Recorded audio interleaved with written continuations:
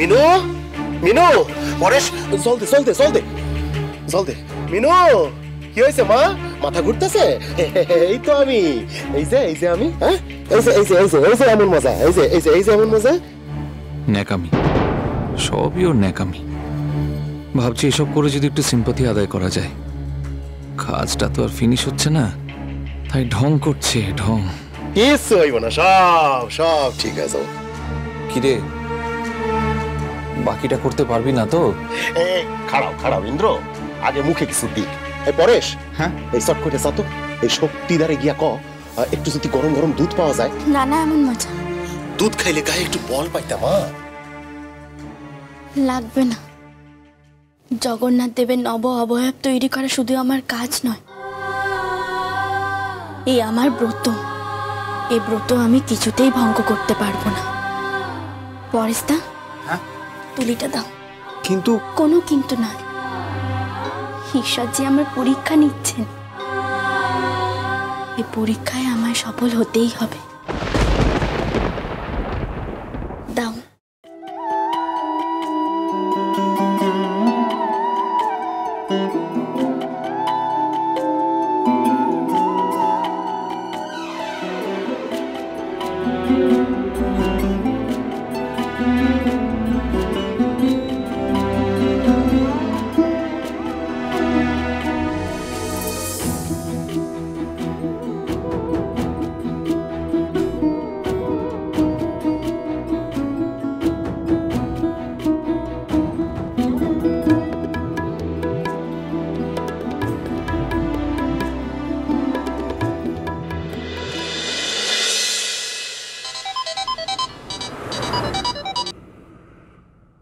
হ্যাঁ বলো।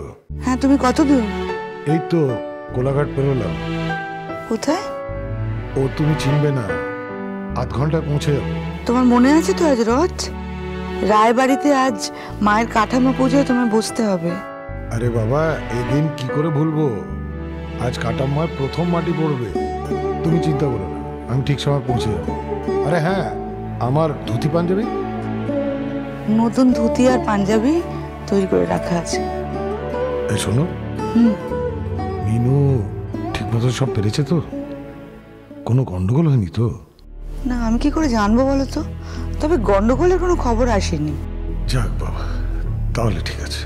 তবে হ্যাঁ, সকালে ইন্দ্র বাড়িতে এসেছিল তো তিথির কাছে শুনলাম মিনু নাকি রং নিয়ে আর পালিশ নিয়ে কিসব করেছে টরেছে। কি করেছে? দূর বাবা, আমি কি ওসব বুঝি নাকি। তবে শুনলাম কি গর্জন তেল, তারপর তেঁতুলের বীজ ফুটিয়েছে, শিরিষ আঠা, এইসব আর কি। আচ্ছা শোনো, রং করতে তেঁতুল লাগে? কি গো, শুনতে পাচ্ছ? হ্যাঁ বলো। বলছি তেঁতুল কেন চেয়েছে তুমি জানো? তা জানি বই কি, তুমি চিন্তা করো না, আমি গিয়ে দেখছি।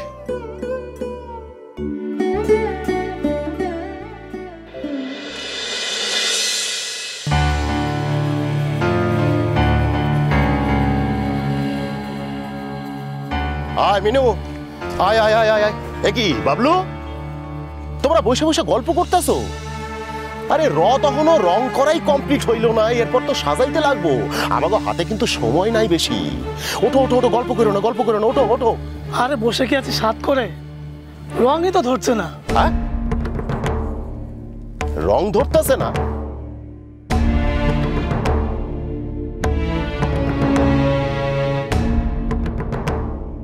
আচ্ছা, আমি যদি কিছু বলি তোমরা কেউ রাগ করবে না তো? নাও, এবারে মেয়েরও জ্ঞান শোনো। আরে কি কইতেছে শোনো না, একবার শোনো না। বলে ফেলো। না না, তোমরা রাগ করো না গো, তোমরা আমার থেকে অনেক বেশি জানো বোঝো। কিন্তু এই কদিন ধরে যা বৃষ্টি হচ্ছে তাতে বাতাসে আর্দ্রতা মানে জল বেশি আছে, তাই হয়তো এত মোটা রং ধরছে না। তাই আমি বলছিলাম কি, একটা শুকনো কাপড় দিয়ে যদি এই রঙের ওপরে ঘষে নাও, আর তারপরে যদি থিনার দিয়ে রংটা পাতলা করে লাগিয়ে নাও, আর শেষে ব্লোয়ারের হাওয়া দেওয়ার আগে যদি বার্নিশ দাও, তাহলে রংটা আটকে থাকবে। একবার দেখোই না গো, আমার মনে হয় এতেই হয়ে যাবে।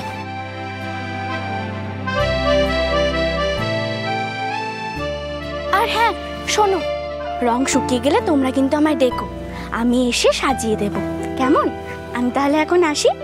তোমরা কিন্তু আমায় একদম ডাকতে ভুলো না, অবশ্যই ডাকবে। আমি আসি।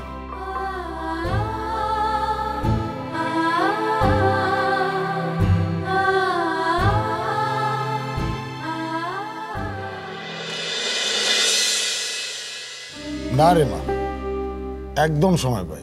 শপিং করারও সময় পাওনি? শপিং না খাওয়ার সময় ছিল না।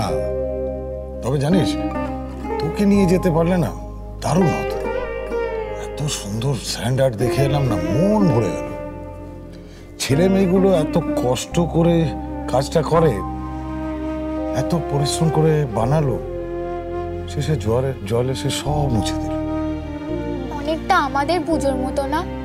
তোমরা কত কষ্ট করে ঠাকুর বানাও আর তারপর সবই জলে চলে যায়। কোনো কিছু বিফলে যায় না, এটাই তো প্রকৃতির নিয়ম। একটা শেষ থেকে আরেকটার শুরু। সৃষ্টি মানে ক্রিয়েশন কখনো থেমে থাকে না। আচ্ছা বাবা, তোমার সিনেমা দেখতে ভালো লাগে না? তা ভালো লাগে, তবে সময় পাই কোথায়? দাদা ভাই তো সিনেমা দেখতে খুব ভালো লাগে।